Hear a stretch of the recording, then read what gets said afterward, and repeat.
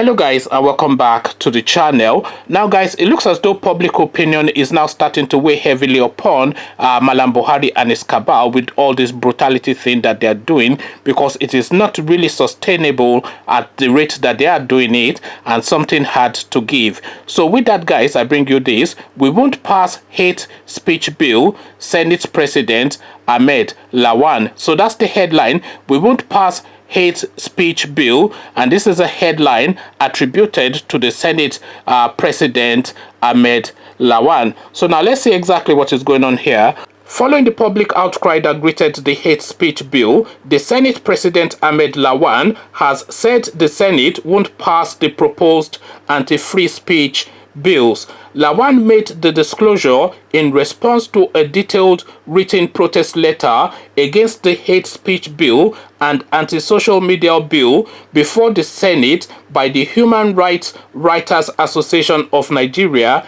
HURIWA. He said the legislators will listen to the pulse of Nigerians who have rejected the bills and will do exactly as they demanded. Lawan had in his letter to HURIWA dated November 20th, 2019, which was endorsed by his Chief of Staff, Alhaji Babagana M. Aji, but received on December the 4th, 2019, titled Why National Assembly's Bill Against Free Speech are Unconstitutional by HURIWA, stated as follows: I write to present the compliments of the President of the Senate, His Excellency Senator Ahmed Ibrahim Lawan, PhD, CON, and to acknowledge receipt of your letter on the above subject, wherein you asked the National Assembly to suspend ad infinitum the current attempts at introducing obnoxious legislation to curb access to social media.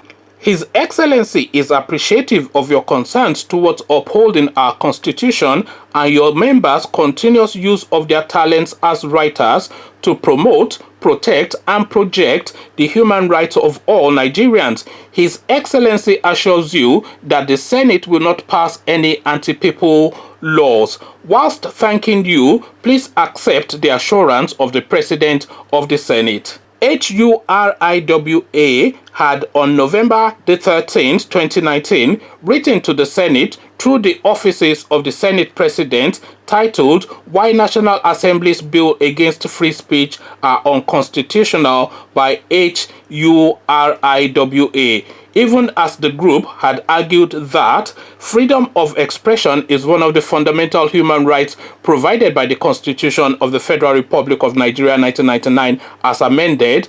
By virtue of the same and other international instruments, it is the freedom to hold opinions, receive ideas and information, and impact ideas and information without interference. Social media is used in reference to the means of expression other than the mainstream media. The rights group reminded the National Assembly that freedom of expression in Nigeria is grounded constitutionally in Section 39 of the CFRN, entrenches the right to freedom of expression in the following words.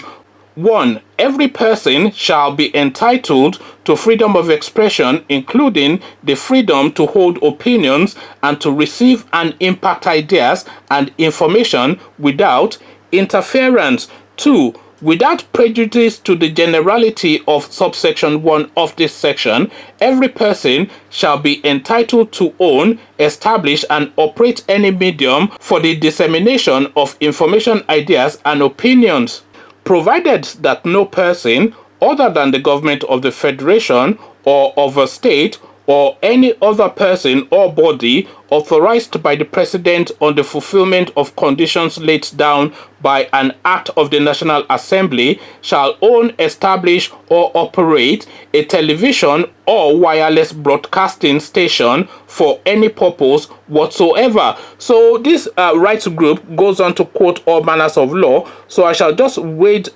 skim through, because there's a lot of legalese in this article. So let me just pick it up from where all the legal narrative finishes. Okay, let's pick it up from here.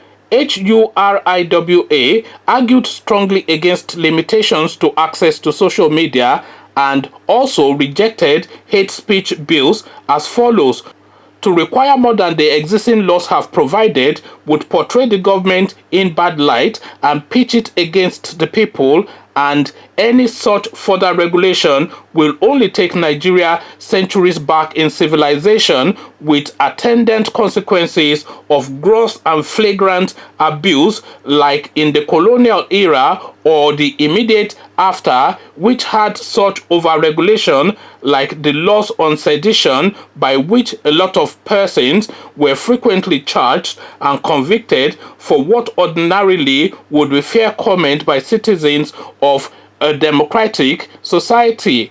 A lot of these cases are high-profile cases with potential to cause political tension, affect the peace and stability of the entire country, which is the proponent the social media regulation claim to want to prevent. This would further deepen the already entrenched distrust between the people and the government. This way, the government loses its rights and benefits of feedback from the people. So this is now the letter that's been written to the Senate to say, look, all this nonsense now must stop, because it is really utter and ridiculous nonsense, really. You now want to be like a thought police. You effectively want to control now people's capacity to think and then to express a thought. So if the people feel that the country is being badly run, then they are within right to say that the country is being badly run, because they cannot see that the country is being badly run and then just keep quiet and suffer it in silence. It doesn't work that way. No, not in this century, and certainly not for the last 100 years. It has never been the case that people are repressed and they do not have that personage to express an angst against what represses them. You cannot have it that you are repressing people and they do not get the right to speak about it. It is beyond ludicrous, this idea that you want to stifle free speech in Nigeria and people cannot say that the country is being badly run when it patently is, and you can visibly see it, and everybody is acknowledging, the international community is saying this country is the poverty capital of the world, and they are saying now in the next 10 years it will be the destitute capital of the world. And we're hearing all this and we're seeing it visually and we're experiencing it as a day-to-day living in the Nigerian space, and you are saying that we cannot express it, otherwise we'll be hanged or beheaded. It's utterly ludicrous. It's either you kill us all or things change in that country. You can't have it both ways. You can't be repressing the people and then say that they do not have the voice to express angst against it. It doesn't work that way. Conversations in the comment section are suspended ad infinitum. It's the term that they're using now. Thrown in the bin is really what the Nigerian people want to hear. Completely ludicrous.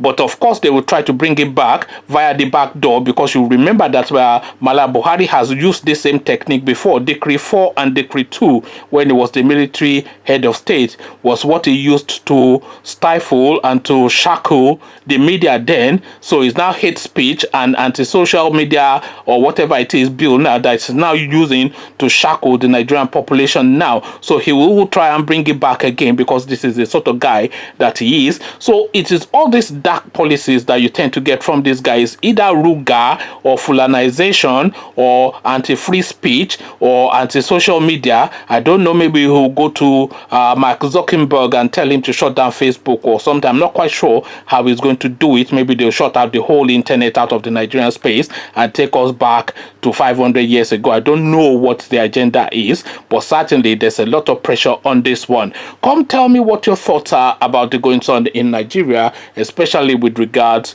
to these anti-free speech bills that they are trying to now introduce. They are not putting policies to stop Boko Haram, or they are not discussing Boko Haram in the Nigerian Senate. They are not discussing the poverty that pervades the country in the Nigerian Senate. They are not discussing the World Bank report that says that the country is on the cusp of being the capital of destitution in the world in the Nigerian Senate. No, it is how they will stifle you discussing these things is what they are discussing in the Nigerian Senate. So come share thoughts about all of this in the comment section with me. But before you come share these thoughts, click on the red subscribe button so it turns gray.